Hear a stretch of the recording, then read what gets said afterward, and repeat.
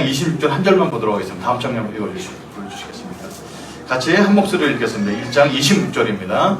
시작. 하나님이 이르시되 우리의 형상을 따라 우리의 모양대로 우리가 사람을 만들고 그들로 바다의 물고기와 하늘의 새와 가축과 온 땅과 땅에 기는 모든 것을 다스리게 하자 하시고. 좋습니다. 오늘은 하나님의 가족이라는 말씀을 증거하겠는데요. 제가 너무 놀랬던 사실은 오늘 아침에도 다른 교회 가서 예배를 드리고 왔습니다만 가정에 대해서 설교하기가 굉장히 어려운 목사님들이 많다는 사실이 너무 슬펐습니다. 부부가 관계가 안 좋던지 부모와의 관계가 안 좋던지 가정 형편이 되게 어려워서 자신의 가정 형편과 부부 관계를 다 아는 가족 앞에서 가정에 대한 설교하는 게 너무 부담스럽다는 거죠. 그래서 주일날 이렇게 그 가정의 날에 다니면서 제가 설교를 어쩔 수 없이 하게 됐던 아주 놀라운 경험을 하고 있는데, 사실 저도 가정에 대해서 말씀을 전할 수 있는 환경에서 자라지 못한 걸 여러분이 아실 겁니다. 어둡고 힘겨운 가정이라는 이미지를 가지고 있어서 가정은 예전의 가정으로 끝나지 않고 저의 자아상과 사회성에까지 영향을 미치는 것인 것을 자라면서 알게 됐습니다. 제가 겉에서 볼 때는 굉장히 이렇게 활동적이고 이렇게 막 이렇게 자신감 있는 사람처럼 보이지만 저를 알고 있는 사람은 압니다. 제가 굉장히 우울한 기질이 많고 우울한 노래도 많이 듣고 슬픈 영화 보면서 많이 혼자 울기도 하고 이런 우울 기질을 갖고 있는 것은 원래 본성은 굉장히 자유롭고 좋은데 깔고 있는 감성이나 이런 것들이 자랄 때 이제 굉장히 두렵고 무섭고 혼자 벽에 숨어 있어야 될 수 있는 그런 가정에서 자랐기 때문에 그렇습니다. 그래서 불우하고 어두운 가정에서 자란 사람은 이렇게 대중 속에서 이렇게 숨어 지내거나 아니면 오히려 거꾸로 막 이렇게 바나나처럼 나타나기도 하죠. 저는 이제 숨어 지내는 사람 중에 한 사람인가 아닌가 싶습니다. 그래서 그 소그룹이나 이런 거 할 때 질문 있는 사람 손 들어보세요 하고 손을 들어본 적이 한 번도 없습니다. 의외죠? 막 나설 거 할 것 같은데 친하고 좋은 사람 앞에서는 마냥 자유롭고 외향적인 사람인데 모르는 사람이 껴있으면 지금 이 나이 먹더라도 대중 앞에서 낯을 가리는 아주 독특한 성격을 갖고 있습니다. 그게 이제 원래 본성과 자란 환경이 자란 것이 다른 것이 지금도 갈등을 겪고 있다는 겁니다. 근데 이런 사람이 가정을 이루어서 나름 행복한 가정을 이루고 있다는 것은 저는 기적이라고 생각합니다. 그래서 여러 교회 다니면서 가정에 대한 설교를 부탁받고 할 때 사실은 진짜 겸손한 마음으로 제가 이렇게 대늘 곳이 없는 가정인 것을 말씀드립니다. 그래서 오늘은 어쩌면 그 네 가지 포인트를 나누는데 저의 가정 이야기는 자녀 이야기를 할 수 없이 많이 하게 되지 않을까 싶습니다. 그래서 목사 자녀로서 피해가 가지 않을 정도로 좀 나누도록 하겠습니다. 목사님 가녀, 장로님 가녀 그게 제일 불편하죠. 이게 다 백일하에 드러나니까. 저는 우리 애들이 언제든지 다른 교회 갈 수 있도록 길을 열어놓고 있습니다.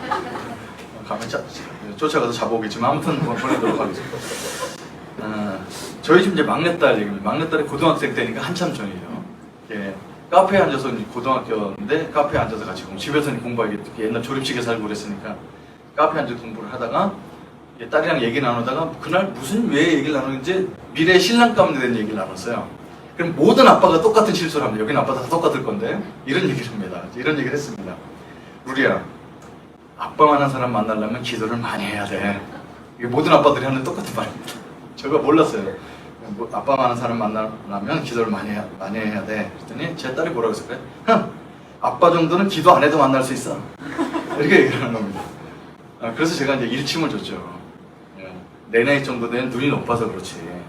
키도 크고 잘생기고 돈도 많이 벌고 신앙 좋은 사람 다 있을 거라고 생각하지. 근데 성장해서 하다 보면은 아빠만한 사람이 얼마나 훌륭한 사람인지 나중에 깨닫게 될 거야. 그게 인생이야.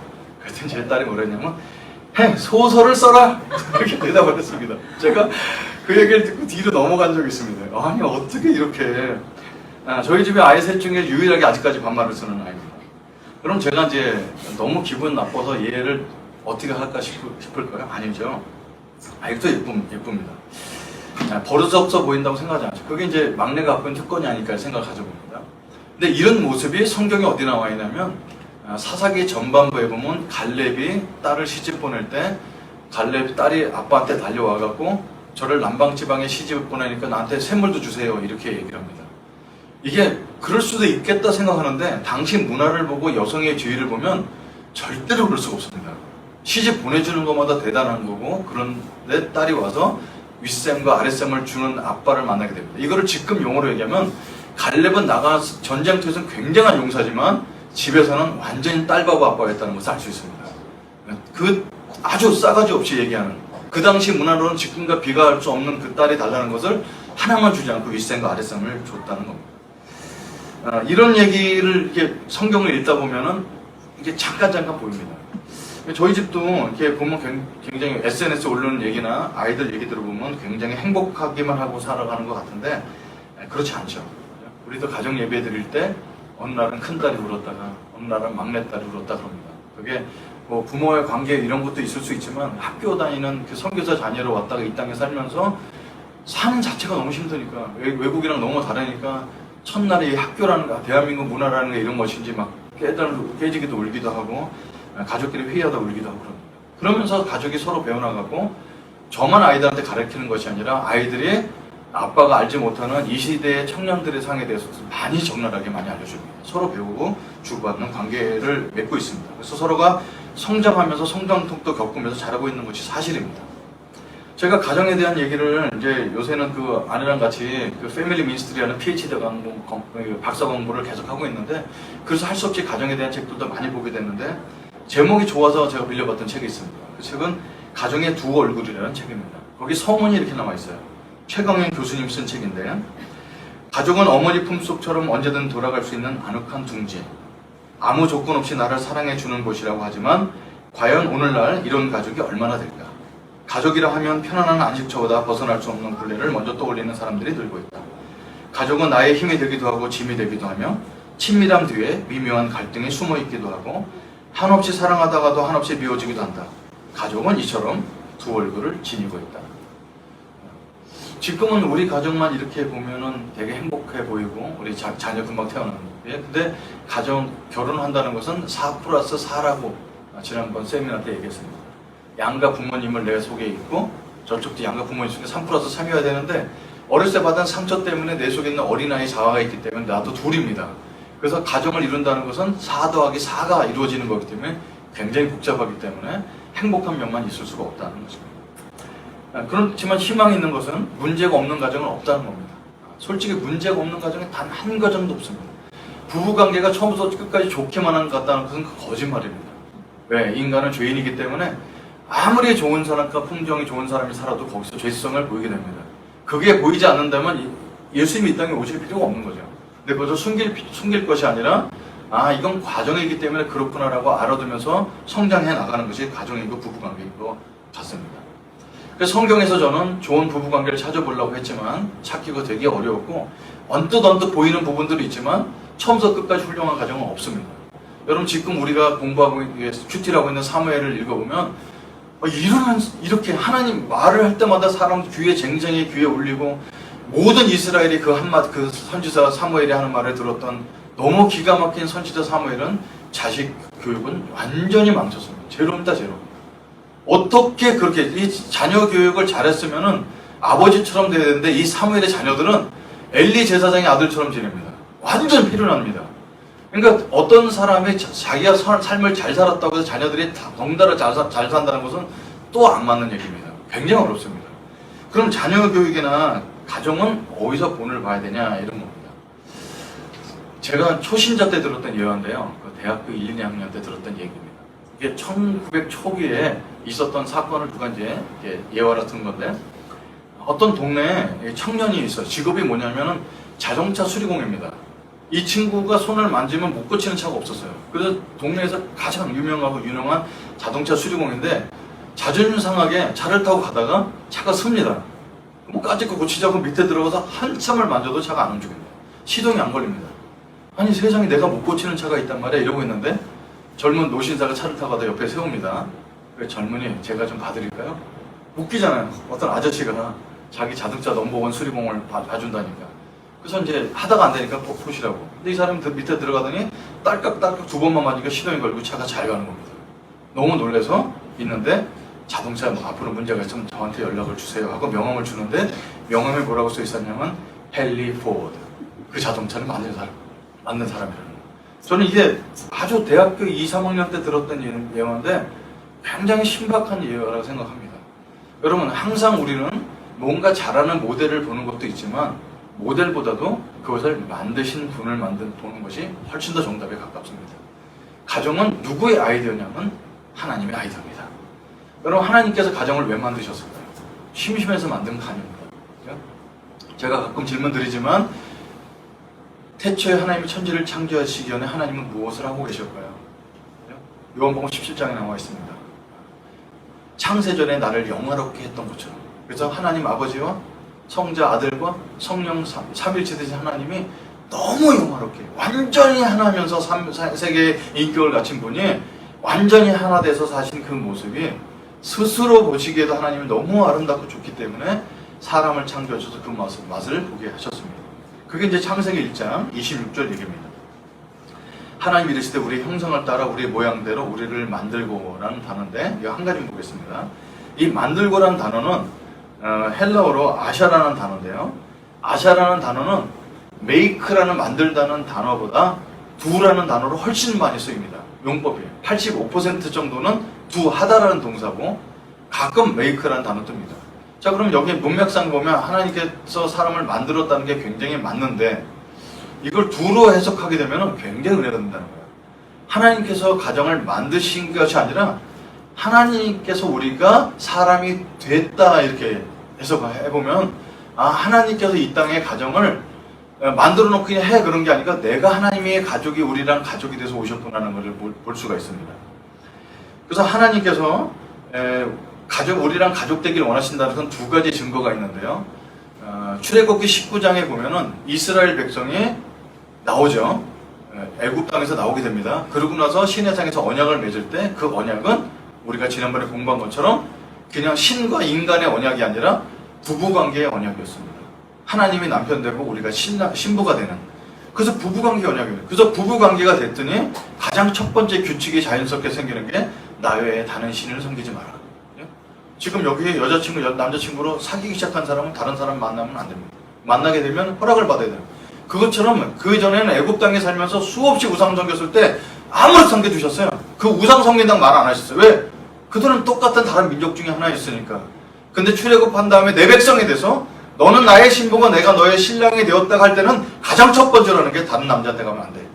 부부관계이기 때문에. 그리고 우리를 하나님께서 신부로 보신다는 겁니다. 신약에 와서는 영접하는 자, 그 이름을 믿는 자들에게는 하나님의 자녀가 되는 권세를 주셨습니다.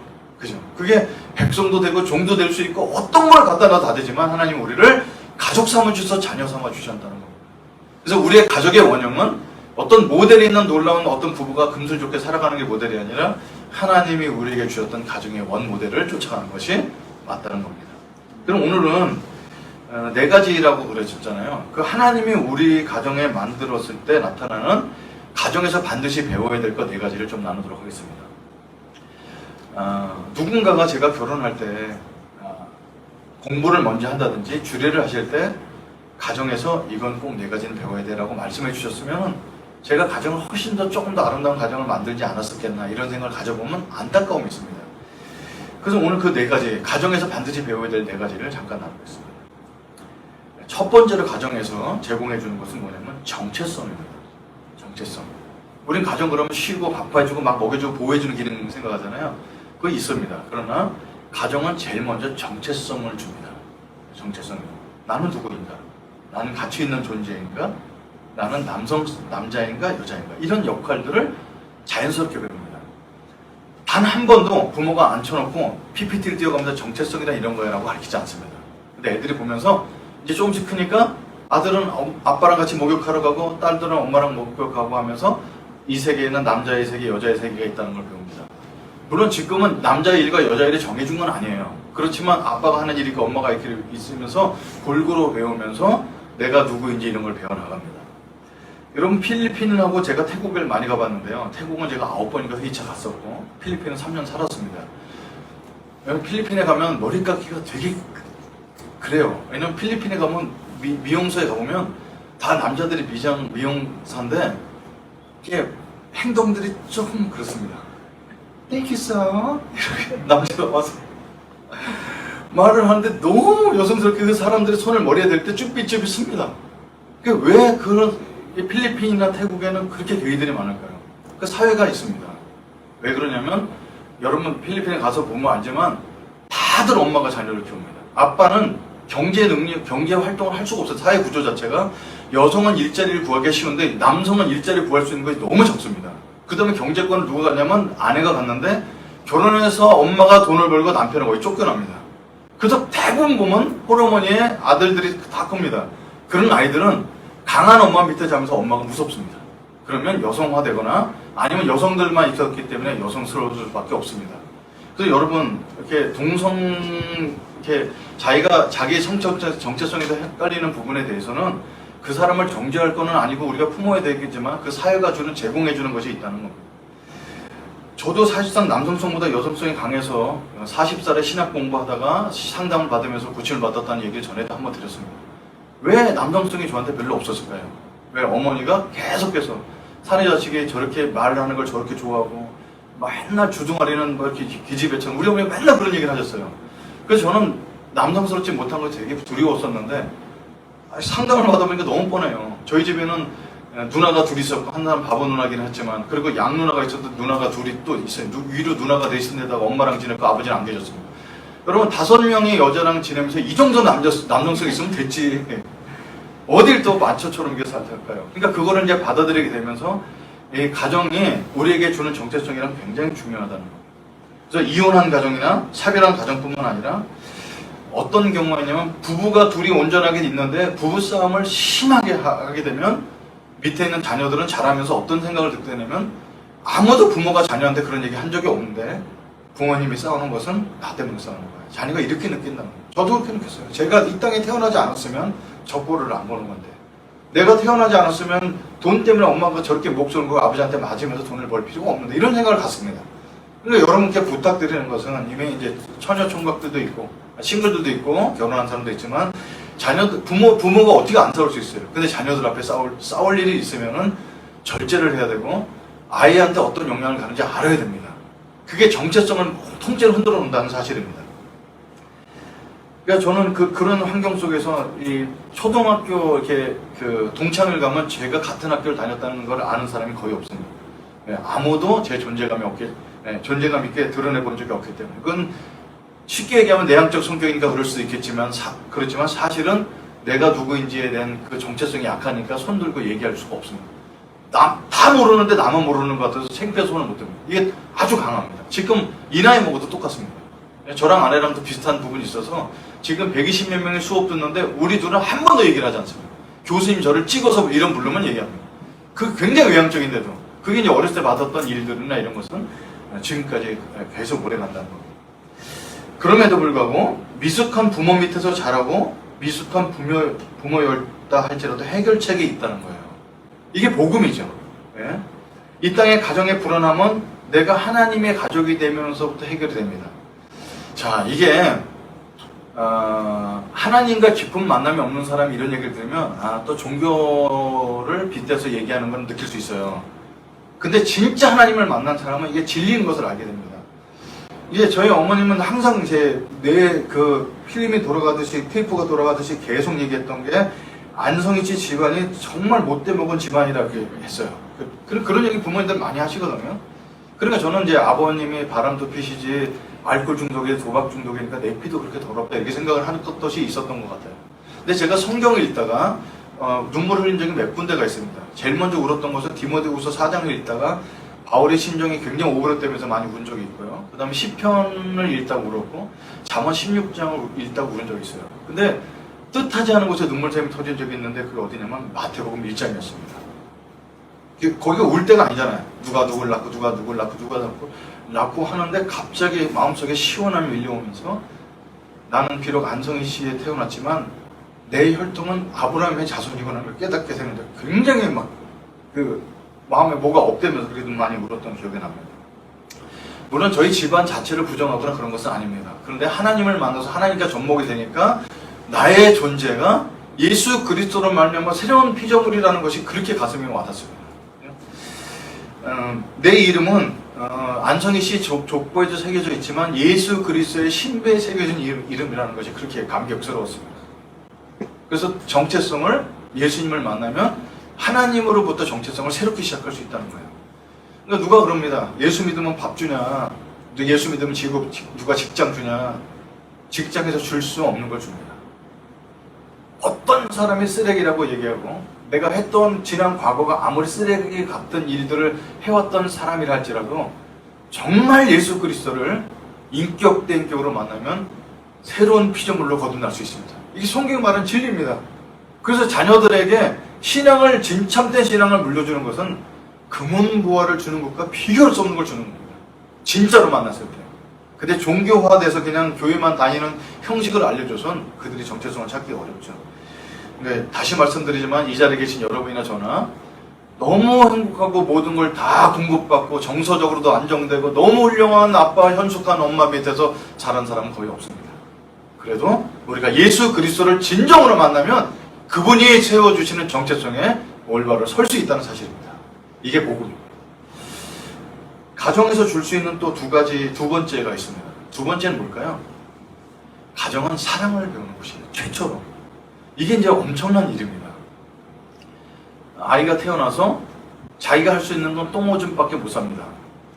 근데 이런 나를 보고 웃어주는 존재가 있다는 걸 느끼는 사람이 아무것도 아닌 존재, 아무것도 할 수 없는 진짜 똥오줌밖에 못 사는 그 아이를 좋아해주는 사람이 있다는 걸 보고 자랍니다. 그래서 제가 이제 다다음 주에는 자녀 교육에 대해서 강의를 할 때 같이 나누겠지만 아이가 태어나서 12개월 동안은 무조건 잘해줘야 돼요. 아이가 때를 쓰다 보면 뭐가 불편한지 계속 아이는 1년 동안 자라면서 세상에 내가 사랑받는 존재라는 걸 그때 깨닫게 됩니다. 그래서 자녀 교육은 벌써 1살 때 많이 끝나게 되는 거죠. 생애 최초로 사랑을 주고받는 사람을 만나는 것, 그것이 가정이고 나를 이 땅에 태어나게 한 존재로 부모로부터 무조건적인 사랑을 받아본 그 힘이 사람을 이 땅을 살아갈 때 사람과 대인관계에 맞는 모든 기초가 된다는 사실을 나중에 발견하게 됐습니다.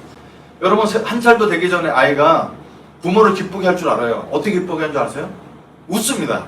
그럼 애가 막 웃으면 부모님들이 막 좋아하고 할아버지 할머니가 좋아하는 거 보고 애가 조종할 줄 알아요. 애들이 얼마나 영악한지 모릅니다. 웃음만 갖고 부모를 다 조종하면서 내가 줄 수 있는 거 웃음밖에 없지만 그걸 좋아하는 부모들을 보고 자랍니다. 그러니까 여러분 여기서 저나 마찬가지겠지만 고아원에서 자랐다든지 태어나서 이제 버림을 받았다가 2~3살 돼서 입양을 했다든지 이런 과정을 겪지 못하잖아요. 그래서 굉장히 불안한 겁니다. 진짜로 불안한 겁니다. 그래서 그때 채워주지 못한 걸 어른 돼서 채우는 받기는 굉장히 어려운 거죠.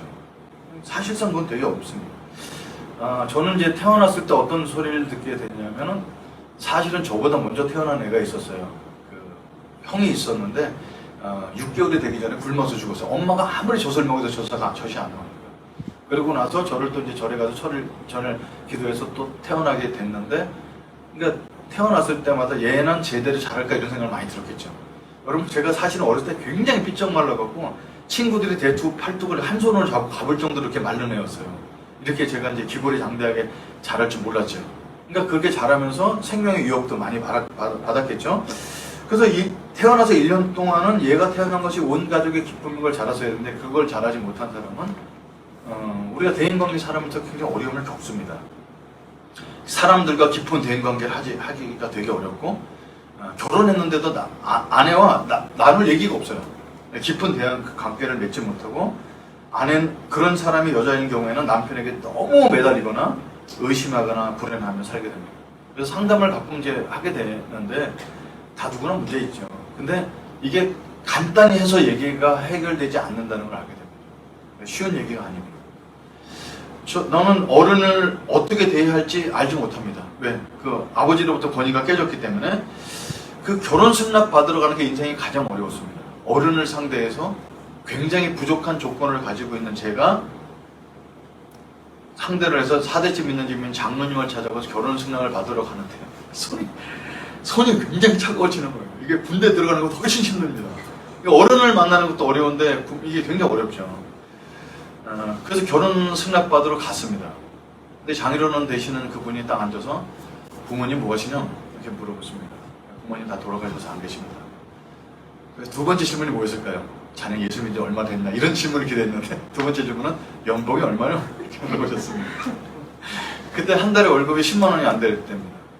말씀드리고 없어요. 그랬더니 장인어른께서 굉장히 화를 많이 내시면서 저는 그 심정 이해갑니다. 나가! 그래서 굉장히 좀 곤란을 겪었습니다. 아니 이렇게 무시를 할 수 있나 싶을 정도로 부모가 없는 사람이 그런 모욕을 당하기가 힘들죠. 그리고 이제 오빠, 그 형님 되시는 분들을 만나는데 그분들 똑같이 물어본 게 연봉 얘긴데 실시 간사로서 연봉 같은 건 얘기할 수가 없었어요. 그렇다고 해서 제가 그냥 포기할 사람이 아니죠. 없는 돈에 소고기 2근. 그 당시 소고기가 중요해. 신문지 싸고 소고기 2근 싸들고 계속 찾아갔는데 추석 때였어요. 추석날 찾아뵀는데 제가 집에 들어가면 장인어른 되시는 분이 막 소리 지르셨구나. 이 사람이 왜 집에 들여놨냐고 굉장히 소리를 지르고 그랬어요. 근데 그냥 욕을 먹으면서 밥을 먹는 겁니다. 근데 저희 장모님이 밥을 이렇게 고봉으로 주세요. 여러분 고봉밥이라고 아세요? 공깃밥이 큰데 거기 이렇게 무덤처럼 싸주시는 거예요. 근데 그거를 집에 앉아서 다 먹습니다. 왜냐면 저희 어머님이 뭐라 하셨냐면 옛날 때 사람들한테 사랑받으려면 밥을 잘 먹어야 된다고. 그래서 이제 밥을 다 먹는데 또 주세요. 그럼 그때는 그렇게 밥을 잘 먹었어요. 그럼 웃으시면서 밥을 주시는 거예요. 그러니까 장모님만 저희 편이셨어요. 그래서 이제 추석날 오전 예배를 드리고 밥을 집에서 먹는데 큰 식탁에 앉아서 대가족이니까 저 구석에서 저는 먹는 겁니다. 언제 또 장인어른이 부르령 떨어질지 모르지만 구석에 앉아서 밥을 먹는데 집에 전화가 왔어요. 민장놈 댁이죠. 그 담임 목사님한테 전화가 온 거예요. 뭐라고 하셨냐면 거기 오늘 가족들 많이 모였던데 저녁 예배 때 특성하시라고 그런 겁니다. 그래서 저희 처갓집은 음악가예요. 장인어른도 음악대학원 나오시고 다 음악가. 보통 저는 게 피아노 잘 치고 노래 못 치는 피아노도 못 치고 노래 못하는 유일한 사람이 제 아내입니다. 저희 가정에. 그래서 그런 이제 같이 하는데 갑자기 뭐 피아노 치지 다 소프라노 엘도 다 하지. 그래서 저도 뒤에 가서 이제 베이스로 섰습니다. 연습을 해갖고 간 거예요. 그리고 예배 시간에 저 민장님이 가정 나와서 특성하시겠습니다. 그럴 때 저도 따라 나갔습니다. 남자가 요 정도 배짱은 있어야죠. 그래서 이제 특성이 옆에서 하고서 이제 들어가는데 담임 목사님께서 사회 보시는 목사님께서 민장님 잠깐만요. 여기 있는 사람들은 다 알겠는데 저 총각은 누굽니까? 이렇게 질문하셨어요. 400명이 다 쳐다보고 있는 그 순간에 총각이 누굽니까? 그 장로님이 거기서 잠깐 얼음이 되셔서 한 3초 계시더니 조용한 목소리로 저희 집 둘째 사이 될 사람입니다. 이렇게 말씀하셔서 거기서 결혼 승낙을 받았습니다. 아주 그냥 극적인 거죠. 그러니까 막 예배 시간 동안에 설교가 안 들리는 거예요. 결혼 승낙 받아가고. 그래서 끝난 다음에 장로님한테 찾아가서 인사를 장로는 이렇게 결혼 승낙해 주셔서 감사합니다. 그랬더니 장로님 첫 마디가 그랬어요. 부모도 안 계신데 장로님이라 부르지 말고 아버지라 불러. 그래서 그달서부터 장인어른의 직업이 무엇이었냐면 교회 건축을 하시는 거예요. 쉽게 얘기하면 일용직 같이. 그렇지만 아버님은 일용직이 아니라 사람을 모아서 건축을 하시는.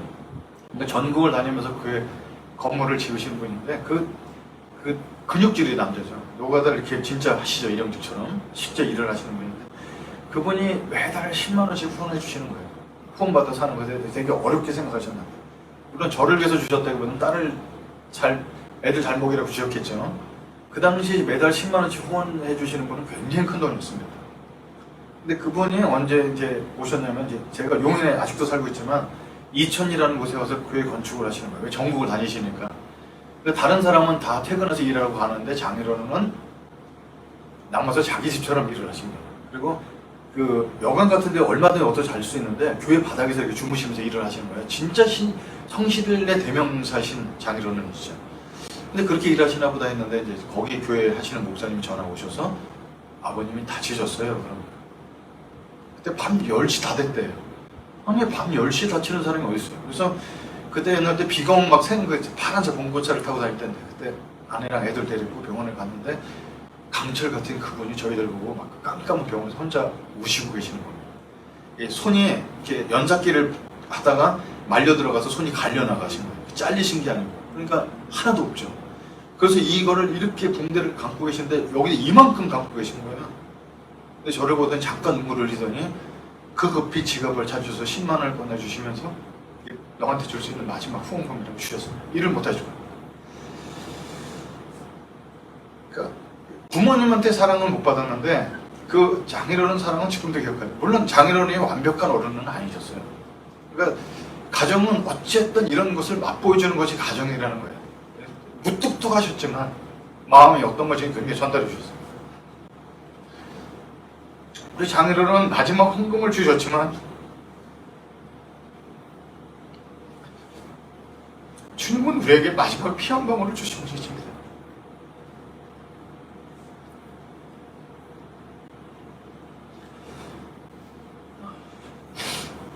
그래서 가정에서 사랑을 받지 못하고 자랄 수 있어요. 근데 정말 주님을 만나면 예수님이 마지막 피 한 방 흘려주신 것이 세상에 어떤 사람도 감당할 수 없는 사랑이구나 알게 됩니다. 그래서 사실은 누구랑 비교해서 누가 더 행복한 가정이 자라냐를 얘기할 것이 아니라 내가 주님의 사랑을 얼마나 받았는지를 알아보면은 가정에서 체험받지 못한 걸 체험받을 수 있다 이렇게 생각을 합니다. 세 번째로 가정에서 받아야 될 것은 뭐냐면요, 사회 구성으로 준비하는 거예요. 가정은 사회 축소판입니다. 늘 말씀드리지만 요식업은 어디서 생겼냐? 우리 음식점에서 일하는 친구도 있지만 요식업은 어디서 생겼냐? 가정에서 엄마가 해주는 밥을 통해서 그것이 사회를 나갔을 때 요식업이 되는 겁니다. 그래서 제가 제일 좋아하는 식당이 어디냐면 맘스터치입니다. 설마 이름을 맘스터치라고 하는 그 음식을 엉터리를 만들지 않겠지. 그러니까 해모집 가면은 맘스터치가 엄마의 마음을 담는, 그게 모든 사람의 소망이잖아요. 엄마가 해주는 밥 같은 음식점. 병원은 부모님이 내가 연락을 할 때 밤새도록 열을 닦아줬던 그 엄마의 마음으로 해주는 병원. 간호사들 있잖아요. 그 마음이 담긴, 부모의 마음이 담긴 병원보다 좋은 병원이 어디 있어요? 교육. 부모가 자녀들한테 교육을 비즈니스로 하겠어요? 삶을 다해서 가르치지. 그래서 부모 같은 마음을 갖고 교육하는 곳이 교육장이 돼야 됩니다. 그래서 이 가정에서 올바로 자라면 직업을 가져서 어떤 직업을 갖더라도 그 정신을 갖고 합니다. 사람을 사기쳐서 교육을 할 때 학원을 하더라도 애들을 다 돈으로 보지 않습니다. 아이를 자식처럼. 그래서 사실상 이 사회가 가정이 잘 되면 사회가 잘 될 수밖에 없다는 거죠. 제가 중국 선교사로 있을 때 이렇게 왔다 갔다 하다가 저는 집에 갈 때 빈손으로 안 갔어요. 왜냐면 아버지한테 보는 거 한 번 받아본 적이 없어서 매일 가더라도 하다못해 아빠 얼굴이 선물이야 해서 할 정도로 해면서까지 선물을 사갖고 왔어요. 근데 한국에 왔다 갈 때 중국의 장난감 이런 것이 되게 이제 환경물질이 너무 심하게 나오고 그러니까 한국에선 장난감을 사가야 되겠는데 재정 형편도 그렇고 딸 둘에 아들 하나니까 누구 장난감을, 아들 같은 로봇 사가가 다 되면 되고 딸 같으면 뭐 딴 걸 사갖고 하면 되면 되는데 세 명이 함께 놀 수 있는 걸 하나만 사가야 되겠다 그래서 제가 뭘 선택했냐면 소꿉장난 세트를 사갖고 왔어요. 이게 뭐 밥그릇 뭐 다. 자, 짜잔 갖다 놨습니다. 그럼 우리 딸들이 굉장히 재밌게 놀 걸 상상했는데 웬걸 아들이 노는 거예요. 딸들은 관심 없는데 아들은 과자 다 알아갖고 다 이러고 여보 와서 식사하세요. 다 들고 저러고 그 그릇 다 따고 엄마가 하던 걸 그대로 따라하는 건 딸들은 저처럼 그냥 엉망진창으로 사는 거예요. 그러니까 이게 아주 너무 생각 의외였어요. 근데 이 아이가 나중에 자라더니 결국 요리대학으로 대학을 가는 걸 보면서 깔려있는 게 있구나. 그죠? 그 큰 딸은 유치원에 먼저 가고 중국어로 배운 걸 애들 동생 둘 놓고서 목욕탕 의자 앉혀놓고 하루 종일 가르칩니다. 중국말로 뭘 배우는지. 그 애들은 또 너무 잘 들어요, 애들이. 그죠? 그리고 뭐 우리 저희 동네에 그 맥도날드라는 게 생겨갖고 중국에는 대도시 맥도날드 생기면 큰 도시인데 야 맥도날드 먹으러 가자 하고 식구들 다 나가는데 우리 집에 제일 늦게 나오는 애가 누구냐면 막내입니다. 왜?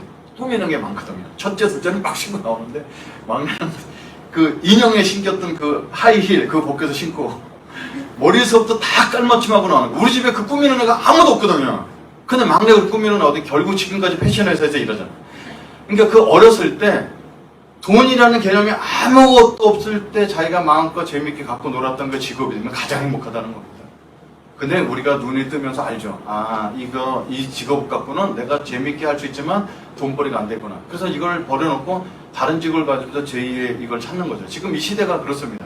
아무튼 제가 말씀드리고자 하는 것은 가정은 우리가 자녀들이 자랐을 때 직업과 인생을 사는 거 아주 밑거름이 된다는 겁니다. 물론 여기에 어떤 거냐면 아이들 위해서 학군도 선택하고 좋은 고등학교, 좋은 대학 보내고 이렇게 학원도 보내는 요소도 있습니다. 근데 이건 일부라는 거예요. 우린 자녀교육 그러면 처음부터 애들 좋은 유치원 보내서 돈을 많이 투자해서 외국 유학 보내갖고 이렇게 키우는 게 자녀교육이라서 생각하면 그거는 아주 일부라는 겁니다. 정체성이 해결이 안 되고 진정한 사랑을 느껴보지 못한 가운데 그것만 가르치면 사람을 괴물로 키울 수가 있습니다. 그래서 우리가 예수님을 믿는다는 것이 얼마나 큰 축복인지 모릅니다. 사실은. 그리고 이제 마지막입니다. 한 가지만 더. 가정에서 배울 수 있는 것은 지금 여러분들은 이제 이런 것들을 자녀교육 생각하면서 이 아이가 사회 구성으로 준비되는구나, 뭘 어렸을 때 잘하지 이런 것도 관찰하면서 뭐로 볼 수 있죠. 근데 지금 이제 제 나이가 되고 그러면은 가정은 어떤 모습을 갖고 있었냐면 지지대 역할을 해야 된다는 겁니다. 폭풍우 속에서 숨어서 만날 수 있는 거라는 겁니다. 이게 지난번 강의할 때도 제가 한번 읽었던 글인데 윤여림이라는 작가가 동화를 썼는데 이게 처음에 그런 일반 동화인 줄 알았는데 막 대박이 나면서 2세, 3세 찍고 났던 겁니다. 여러분 또래의 가정주부입니다. 근데 동화책을 썼어요, 글을. 근데 책 제목이 우리는 언제나 다시 만나라는 책입니다. 근데 거기에 이대호 목사님도 그 부분 읽다가 눈물 흘렸다고 저한테 카톡을 보내왔던데 저도 가장 감명 깊은 부분이 이 부분이에요.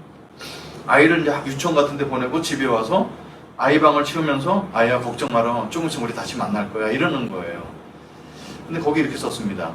사랑하는 나의 아이야 세상을 누비며 헐헐 날아다니렴 그러다 힘들면 언제든 엄마에게 찾아오렴 다시 날아오를 힘이 생길 때까지 엄마가 꼭 안아줄게. 이 부분입니다. 유치원 때뿐만 아니라 이 아이들은 언제나 가정에 다시 돌아와서 쉴 수 있는 공간. 꼭 집이 넓을 필요는 없습니다. 이 얘기는 엄마한테 가서 얘기하면은 엄마가 실망하실지 모르지만 내가 풍성히 얘기할 수 있는 분야. 아버지한테 가면 얘기할 수 있는 거야. 이렇게 돼야 된다는 거죠. 근데 사실상 이게 쉽지가 않습니다. 왜? 부모와 자녀는 세대 차이가 나거든요. 그래서 난 이런 마음 갖고 있다가 아무리 얘기해도 부모 세대가 주고 싶은 사랑 모습이랑 다릅니다. 어느 세대나 세대 차이 있습니다. 지금 여러분이랑 저랑 세대 차이가 나는데 여러분 자녀 키우면 세대 차이 반드시 날 겁니다. 그래서 성경 원리가 너무너무 중요한 겁니다. 어떤 원리냐? 부모는 자녀를 노엽게 하지 말고 자녀는 부모를 공경해야 됩니다. 이 원리를 가지고 세대 차이 극복합니다. 제가 이 생각을 갖고 있다가 예전에 봤던 새 얼간이라는 영화를 다시 보는데 막 눈물이 얼마나 나는지 모릅니다. 제가 인생 영화 중에 하나인데 많은 사람이 인생 영화인데